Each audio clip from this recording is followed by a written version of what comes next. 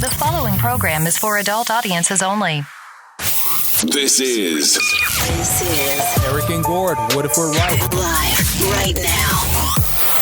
Are you ready? Find and like us on Facebook. Follow us on Instagram. So, I guess we'll just try again. Happy Thursday. It's June 28th, 2018. I don't keep bugging that. It's always from beautiful downtown Vancouver, British Columbia, Canada, where you can't please everybody all the time. But god damn, can you ever piss them off all at once? Love it. Good evening, everybody. Fantastic Thursday evening here in Vancouver. And I hear not so fantastic in the cemeteries of Milton, Ontario. It's muggy. It's sticky. It's it's unterrible. So that's that's what we call it, and that's what it is. I had a call center person today who took my postal code and would not believe that I wasn't in Ontario. Just couldn't get it through. I love these call centers because they actually train them to have a noticeable accent, or a familiar accent, I should say. Yes. So they're somewhere in wherever they are, and God bless them. I mean, these call centers have put India on the map. You know, these people are making money now that they've never made before in their lives. I think it's a great idea. I have no problem with outsourcing call centers. I really don't. But these guys are hilarious when they try to be familiar and they go off script a little bit and they know nothing. I do have one minor issue with it, though, and this is I've talked to a guy about this. I had a bit of a lengthy conversation with a dude. Now, for the record, I didn't buy into whatever he was selling me, but because he called me up and he said his name was John, and it was a very, very thick East Indian accent. And I asked him, I'm like, seriously, what's your name? He goes, oh, my name is John. It's not John. Nobody in your country named somebody John. What's your real name? I'm like, come on, man, just level with me. If you want to sell me something, I got to know you're going to be honest with me. What's your real name? So he told me his real name was, well, I don't know what the hell it was, or something different. And I said, well, that's got to be demoralizing. When you're calling up and they said, okay, your name is Hamburger Habdeep, but you will call and tell me that your name is John or Peter. Those are the big two famous names they give them all. Could you imagine going into a workplace and saying, hi, my name's Gord. I'm here for a job. All right, Gord, your name is Steve. I just couldn't imagine this being part of the job description. Believe it or not, I did that to people at Dick's Lumber. You had to change your name? No, I didn't change my name, but every new hire, the turnover was so high after Rona bought out the company that I just stopped bothering learning new employees' names. And literally in one 2 to 3 week period, we hired 3 guys named Phil. So I decided after that, all the new hires were just going to be called Phil. And after 3 months, I would bother to learn their own name. So for a while, out of a staff of 15 people, they were all Phil. There was Fat Phil, Phil with glasses, Phil who was always late. It just went on and on with all the Phils. Hey, Fat Phil, come here. Phil that sits in the hole, Phil. Oh, those are the days. Back when I was, employed. I always have. I'll stick by them. Although they're quite a bit more expensive. I'll stick by them literally. That's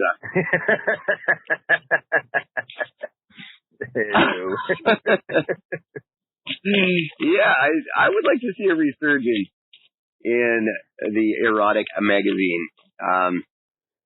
But I want to see a resurgence in everything. This ties into something I said I wanted to talk about last night. I would genuinely like to see us go full circle and start going back to simpler, less computerized ways of doing things. I would like to see a return to agriculture. I would like to see a return to a simpler time. It should be an option for those of us who want to live that way. I'm not saying go Amish, but there was a time when things were just simpler and people were happier. Generationally, I think we're getting more and more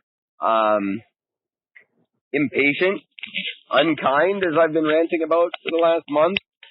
We're not nice to each other anymore. I think a lot of it has to do, not just necessarily the antisocial aspect of of being online all the time, but just in general, we're frustrated as a race because we're being replaced. Yeah, very true. And one thing that I think I would love to see a return to is I would like to see cooking go back to the people.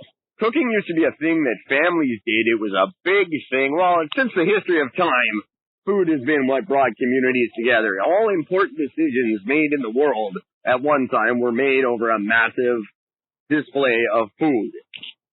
That's how the Vikings got together and decided where to pillage next. That's how governments always met. That's how the people who burned down the White House during the War of 1812 all had a good dinner in the White House before they torched it. That's how the guy plotted against Jesus happened over the Final Supper. That's exactly right. So it's in the Bible, people. It needs to be done. That's a good point. I didn't even think of that one. I knew there's a reason we brought you onto this show. Now, something happened very, very recently, and I'm not shooting down celebrity chefs here. I think they have their place in the world, and I'm actually quite a fan of several of them. But becoming a celebrity chef used to be something that happened after you were an accomplished chef. You know, you became a chef, you had a good long career as a chef, and you didn't want to leave the culinary world, so you got a segment on a show, usually a 15-minute segment near the end of some show. Now it's become this thing where celebrity chef is the job you're going for. And this has happened in all walks of life, but that's not supposed to be a thing. You're supposed to do the thing and get famous for it, not become famous and then pick what you're going to do. It's wrong and it's stupid, and it gives these YouTube kids hope, and they're annoying, and I don't like them. So I'm just very blunt tonight. That's okay. But what's happened with this is the world went nuts trying to find celebrity chefs. So they went to every restaurant in the world and found the most good-looking, most entertaining, charismatic ones, threw them on TV, and taken good food out of the mouths of common men and elevated it to a level where most of us can't afford something more than Denny's when we want to treat ourselves. And it's a sad thing. I think a lot of restaurateurs are probably discouraged from starting their first restaurant because they can't compete on that level, and they know they can't. It's become this elitist thing, and it shouldn't be. Good food shouldn't have to be something that only rich people get. And I know the ingredients aren't at that level. And I've been in the kitchens of high-end restaurants who serve the exact same thing as the diner on the corner. So I know them other than very rare items, which I usually tend not to like anyway. Your truffles and what have you. Truffles are delicious. I have yet to put a mushroom in my mouth that I can tolerate. Maybe you can teach me. You might be the one. It's fantastic. Oh, it tastes like garlic. They're amazing. So, what I'm trying to get at, how do we bring food back to people? It used to be something your mom made, and you trained for your whole life to learn how to cook like your mom. Now we're chasing Vikram Vij and Gordon Ramsay and people who we could never compete with anyway. But it doesn't matter. Why does it matter so much that food be elitist? You know why it's got to be that way, Gordon? Well, I mean, I can't argue any of this. I mean, there's a buddy of mine named Jason Bangater. I used to party with him back in high school. He is pretty much one of the top chefs in Toronto right now. He's one of the top chefs in Canada. The guy is amazing, and his food looks like art. And you pay an absolute massive amount of money to sit down and to leave a meal that you're not even full from, so you can pop into McDonald's at the end of the night and get full on a burger. Right. But I mean, the food looks great, and you're paying an astronomical amount of money for it, and it's all fresh ingredients, yada, yada, yada. But I personally get more enjoyment out of, like, especially when it comes to watching, like, any of these sort of shows. I personally prefer something such as, Hannah Harto, who does a show called My Drunk Kitchen. A fantastic little segment where she just gets plastered and tries to figure out meals that she has no idea how to cook. Very nice. And it is absolutely spectacular. Her episodes are fantastic, and I love it because she literally has no idea what she's doing. She doesn't pre-plan anything. She will read off the internet the directions on how to make it right in front of her, and she ad-libs because she rarely has the stuff she needs. That is cooking. That's what it's all about. You know, I mean, you're sitting and saying, oh, I need this, and well, I don't have that, so I'm going to use this. And then you make it, and you're like, oh, well, that was okay. You know, because we can't afford to buy these other certain exotic things like, I don't know, a certain onion that nobody's ever heard of, you know. Sure, yeah. But, I mean, like, I love to cook. I love cooking. I'm a big guy. I love my food. I love cooking. But, you know, I've never cared about the plating. I've never cared about how it actually necessarily turns out. My signature dish never turns out the way it should be plated. And I'll talk about that in a sec. But, yes, I'm on board with you on that. Like, I take a can of Chef Boyardee just as quickly as I take a, you know, nice big fat juicy steak. You know what I mean? Like, I don't care what it looks like. Does it taste good? Yeah, let's just eat it. Sure. You know, what's the big deal? Why is this such an issue? Why is it? My favorite thing in the Lower Mainland is Sea Lovers. Yeah. Sea Lovers, all you can eat fish and chips it's now $14. Used to be $11, but that's I'm not going to bicker over $3. But what you get at Sea Lovers, for those of you who don't know, is a plate of fish and chips. What's on this plate? A stack of chips and a bunch of fish. There's nothing fancy about it. They just keep loading it on until you tell them to stop. And tartar sauce that comes in a little plastic Dixie cup. That is eating. That is the way food should be eaten. I don't care about, you know, I'm just reiterating your point. Who cares? It all looks the same on the other end. It all comes out the same way. So it's not like your dump comes out plated nicely. You know what I mean? The hell. See, if we could somehow figure out a way to do that and monetize it, then I'd be on board with plating. If I could get my money back once the whole cycle is over by returning a plate of nicely positioned shit, then it would be worth something to me. You get like when you bring up like the celebrities, like when you get these non-chef celebrities that come out with like cookbooks and things, like what's that? Gwyneth Paltrow, very famous actress, but yet if you ever read her cookbook, they figured out the average plate for her cookbook was around $1,000 a plate. Jeez, and it's like nobody can aspire to make this meal once, let alone have this as a weekly meal. You know what I mean? Like, I often wonder if people of her stature have gotten to the point where they don't know that that's not normal. No, they don't get it. You know, the old Saturday Night Live joke about Michael Jackson when they go, Michael, you're broke. You don't have any money. And he goes, I'll just buy more money. Right.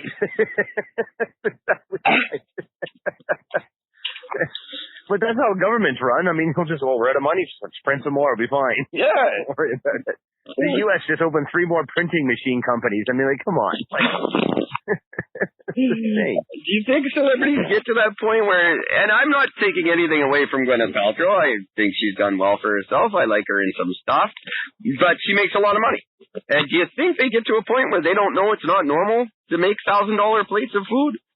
Oh, absolutely. They think this is what they have on a daily basis. You know, they think this is normal. To bring up my buddy Jason again, when I ran into him at a bar one night when I came back to Ontario a couple of years ago for a visit. A bunch of us were sitting at a bar having some drinks, and lo and behold, my buddy Jay just shows up out of the blue. So, hey, Jay, come on over. So we're all talking. So I asked him, I'm like, look, you know, you're this high-end chef. You're doing these things. You're getting featured in TV spots and magazines and winning awards and all this other stuff. Do you still eat McDonald's? He's like, oh, my God, yes. He's like, I crave it. He goes, if I go a week without McDonald's, he goes, I'll lose my mind. You know what I mean? Like, I absolutely still need that crappy food. It's like, who's going to eat this ultra rich, super high in fat? Sure, it tastes great, but none of it's healthy, Yeah. I wondered that about chefs. I've got some friends, not anywhere near that stature in the industry, but people who work in the industry who absolutely can't stand cooking for themselves. It takes a lot out of it. It's a grueling job. Working in a kitchen, it's not easy. And you get home and you don't want to cook. Yeah. I would become a chef. I would never want to work for one. Yeah, no, exactly. Well, I wouldn't even become a chef. I couldn't imagine being forced to. Because face it, what if you come into work one day, you're just like, I just don't feel like cooking today. Well, now you got to cook for 300 people. Suck it. Yeah. It's always funny when you've got that friend. You talk about your friend Jason. I have one friend. He's not famous by any means, but I think everybody has a successful friend. There's one guy from our group who's a doctor. He's a legitimate medical doctor. Not like a guy who got a doctorate. No, I'm a doctor. No, you're a podiatrist. That doesn't count. Or people who have a... You stick your finger in people's butts. That does not make you a doctor. These guys you can get a doctorate in anything. You're not a doctor.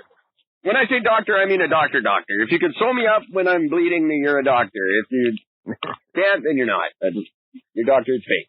Well, it's not fake. You paid a lot for it. Okay. Don't fake.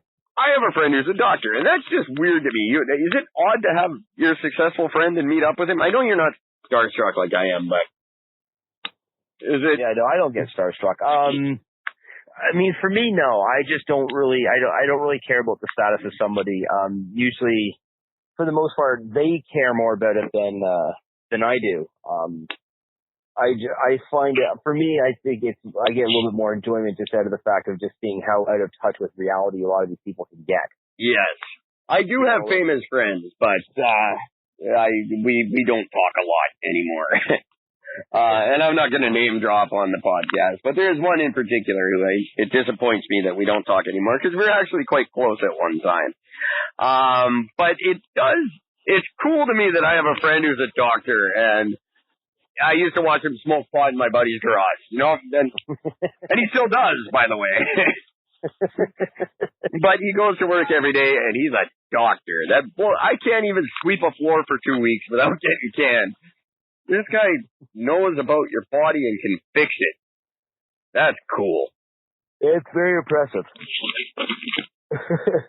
And no, I don't. Your celebrity chef friend. See, to me, it's cool. Like I said, I think it's awesome. I actually went to when I got divorced. Sold the house. I had some money, so I took a friend of mine. We went to downtown Toronto for a weekend, just to sort of let loose and get drunk for a couple of days and just sort of hang out and have some fun. And I called him up. Now, keep in mind, this is his restaurant. He owns it, and he's the head chef, and he's the star of the show.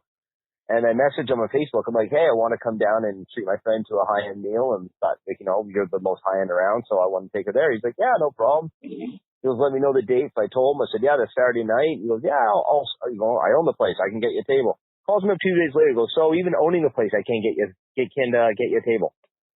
You know what I mean? Like, Jesus. I never understood that. Yeah, like, what's the point of being this when you can't even hook a buddy up? You know what I mean? Like, yeah. I'm just like, put a table up beside the bathroom. I'll be fine. It's a high-end place. Nobody's in there doing terribly nasty things in these places, so why not? But, I found it very humorous, that even then still couldn't even get a table at a high-end restaurant. I'm sorry, we can't give you a table. What do you mean you can't give it? It's my table. I'll give it to whoever I want. But yeah, no, even then still couldn't do it. It's very, very, very strange. That's how low we are on the list. Exactly. Even him as the owner, that's how low he is on the list. He's the owner. No, but very, very soon we're going to be those guys from that podcast. Yeah. And we're going to get in everywhere. Yeah. I encountered a fan last night. That makes 2 now that I've actually met in person. So we're rolling along here. We got 2 fans. up to about 9 listeners on the new platform, which not quite the start I was hoping for. That double digit, we're almost there. But the listeners from Spreaker.com have not migrated over to Anchor.fm. And if anyone has and can tell me why people aren't making that transition, please let me know and I'll try to help along as best I can. For a while, the Anchor.fm show... Download an app. It's not a big deal. Exactly. You don't even have to download the app to listen. You can just go to Anchor.fm and listen online, as far as I know. Yeah. So every night we're going out on Spreaker and thereby going out on all the platforms Spreaker put us out on, which they were great for. They did that. But another conversation for another time. Yeah. So yeah, anybody... If you have an answer as to why you're not listening on Anchor.fm, please let me know. Oh, there's the Daily Siren. It wouldn't be a podcast without it.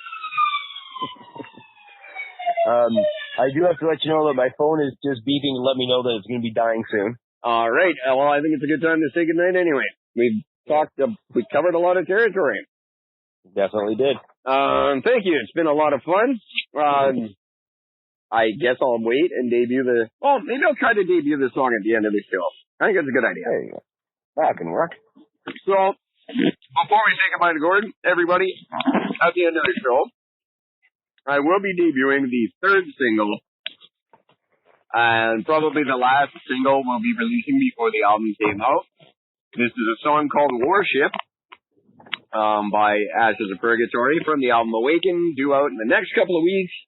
And this one is quite a departure from the Ashes of Purgatory you're used to. One of the big things about the band was never putting out the same album twice. And this song is definitely not something you've heard before. Final words, Mr. Strain from Milton, Ontario. Pogo, Himalaya, and Street Sign. What are 3 nicknames of past girlfriends of mine? Well done.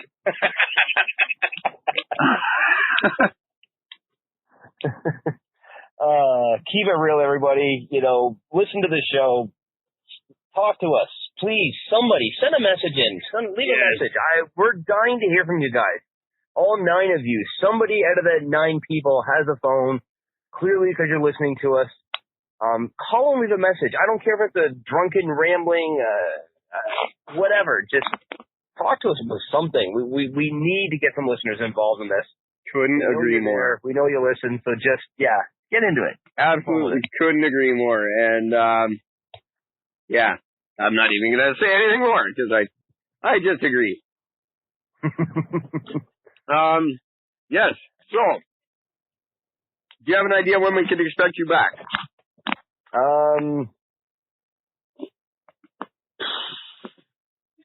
Let me think. Possibly tomorrow night. I love it. Well, I'm going to announce it here live. I'm going to announce it so I can't take it back. I'm committing to the next podcast that Gord joins us on is going to be, I will qualify it as PG rated because I'm not going to make that judgment call for you and your family.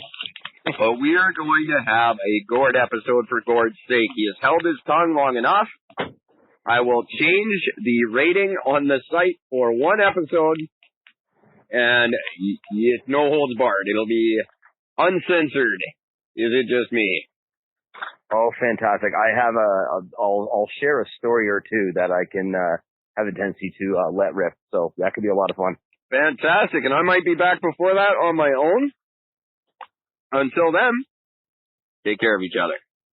Have a good night, everybody.